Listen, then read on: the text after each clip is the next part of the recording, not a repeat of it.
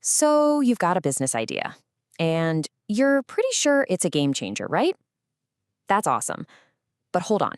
Before you drain your savings or write a single line of code, there's one thing, one crucial step that separates the businesses that thrive from the ones that, well, don't.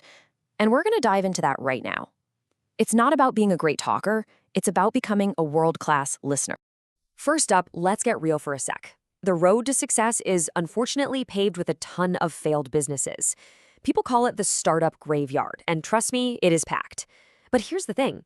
Most of them didn't fail because of bad luck or terrible marketing. Nope, they failed for a reason that's actually way simpler and completely avoidable. Paul Graham, the founder of Y Combinator, he really hit the nail on the head with this one question.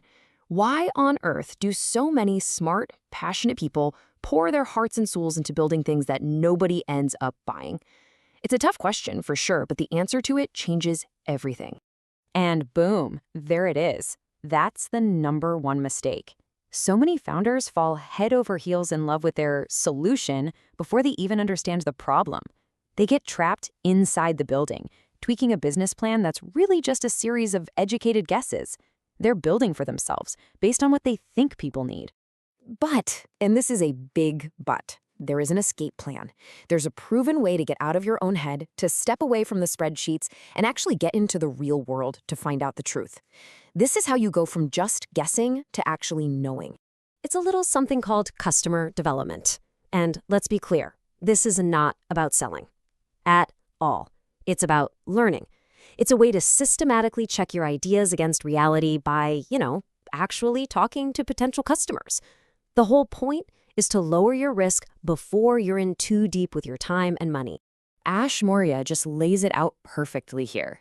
You got to think of yourself less as a builder and more as a risk detective. Your real job is to poke holes in your own ideas through conversations long before the market does it for you, because that's a lot more painful. Okay, so you're sold on having these conversations.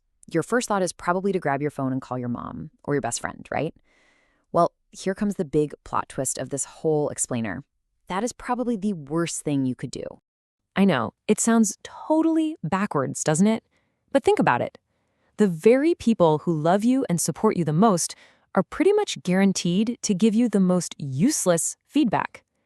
And it all comes down to simple human kindness, which can be absolutely deadly for a new business idea. This slide just breaks it down so well. There's a hidden conversation happening.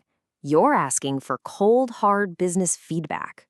But what they hear is a request for emotional support. They are not going to crush your dreams, so they lie.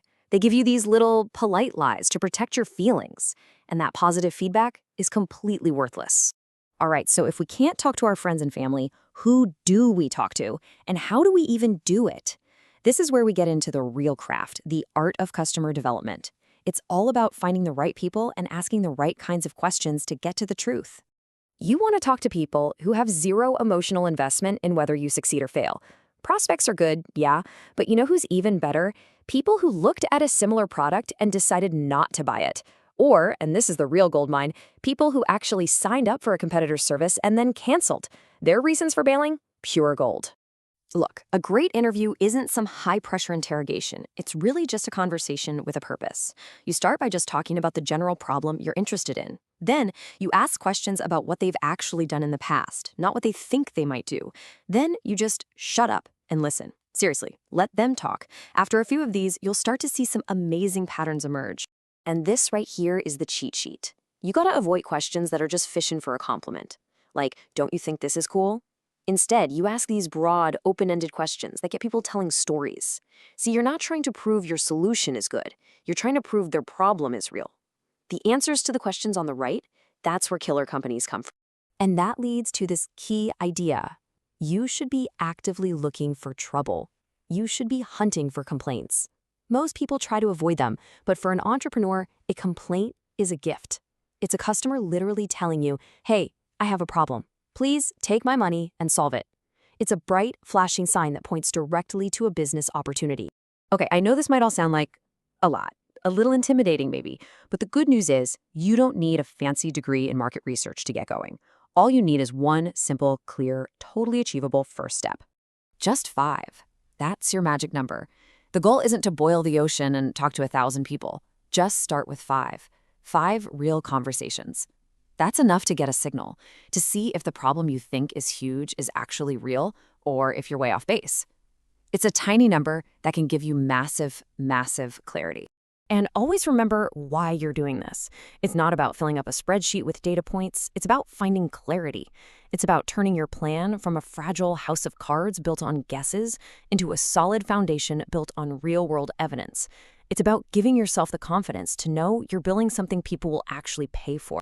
So, I'll just leave you with this final thought. Right now, your business plan, my plan, everybody's plan, starts out as just a guess. The real question is, are you willing to get outside the building to find out if you guessed right? The startup graveyard is full of people who were too afraid to ask. Your first 5 conversations are out there, just waiting for you.